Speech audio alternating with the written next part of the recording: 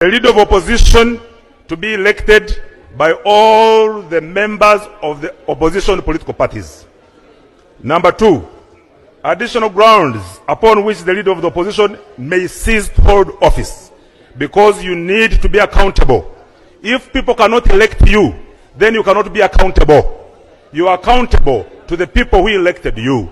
The president of Uganda by law can be censured by this parliament. The prime minister by law can be censured by this parliament. All the ministers here can be censured by this parliament.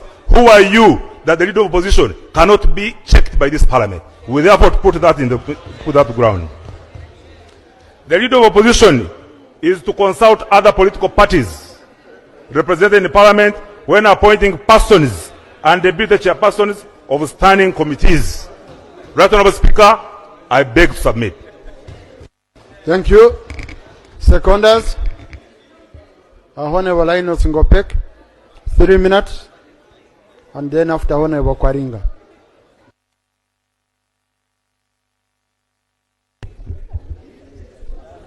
Right Honourable Speaker and honourable members, I rise to support the bill to amend the Administration of Parliament Act, CAP 272, for the following reasons.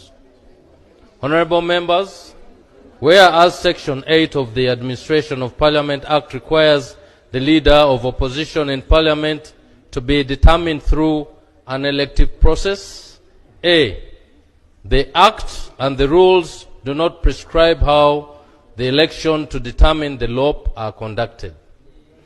Over the years, practice has developed where the LOP is merely designated by. Thank you very much, Right Honourable Speaker.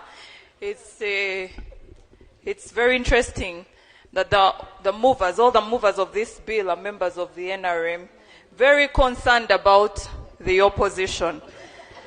Right Honourable Speaker, I oppose the motion to grant the member leave to introduce a private member's bill, and that is based on the unconstitutionality of this bill.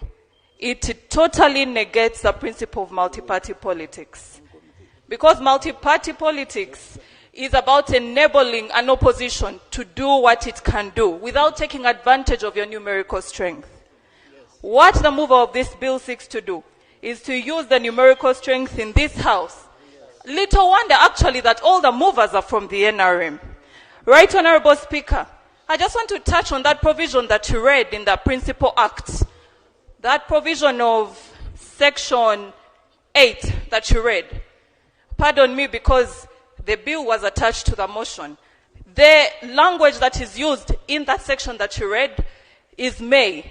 And what the mover is seeking to do is shall, and forcefully conscript independent members to permanently be part of the opposition. And that is unconstitutional. If you read the provisions of Article 71(1)(f),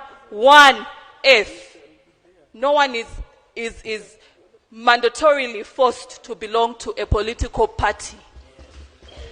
So I oppose it on the grounds that it's unconstitutional and it is bad in the spirit. What are you opposing?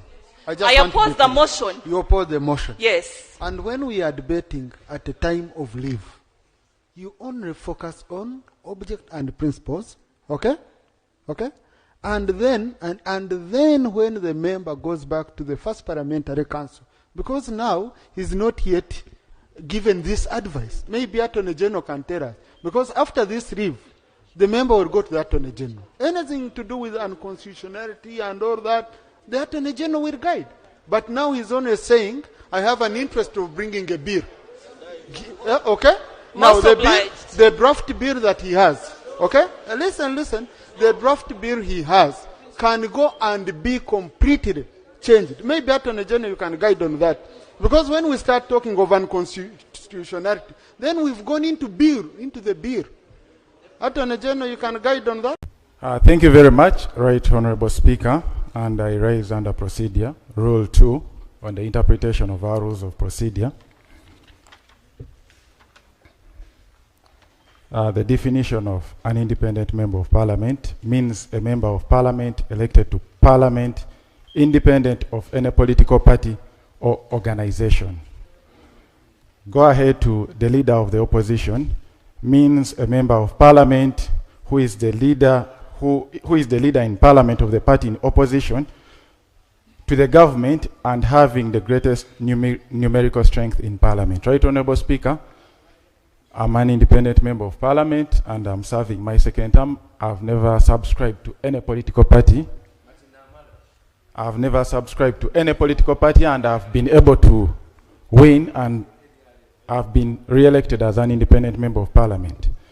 The previous two members have been referring to us, the independents, to be part or involved in the election of the leader of opposition. Yet, the leader of opposition is defined. And me as an independent, I do not subscribe to NRM. I do not subscribe to the opposition.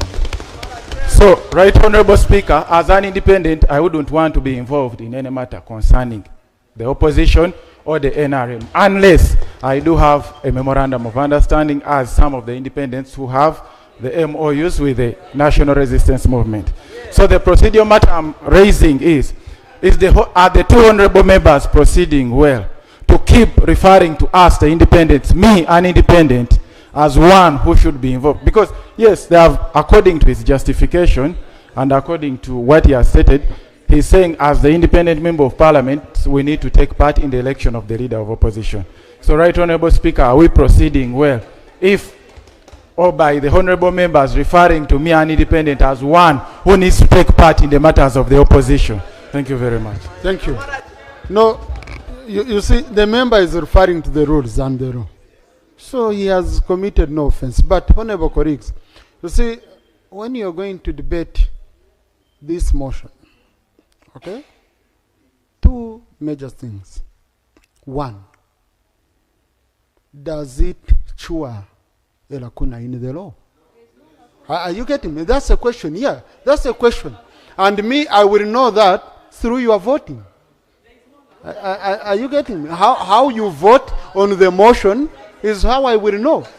Because you have someone who says it does, you have another one who says it doesn't, so you need someone in between who will put you to a vote. That's number one. Number two, yes, listen.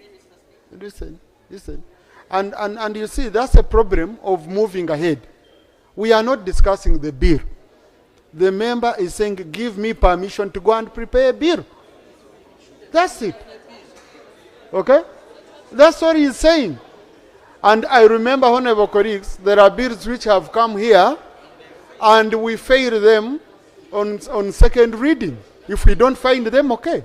So, but a member is saying, please, there is a prima facie case. There is a case on the surface that there is a gap in the law. So I want to go and cure this gap through the law. So it is you to decide whether to allow him or not. Very, very, very, very, very simple. So, and on the issue of independence, Honorable Masaba, okay, I would request you, one, if you feel uncomfortable, you exempt yourself from this debate. That's number one. Because number two, I have some independents who have already expressed interest in the matter, so you can't speak for all of them. Here, independents, you're independent of each other. You cannot have one which is binding the other. But those are details which would be in a bill which is not here. Yes. Huh? So, I was having Honorable Kwaringa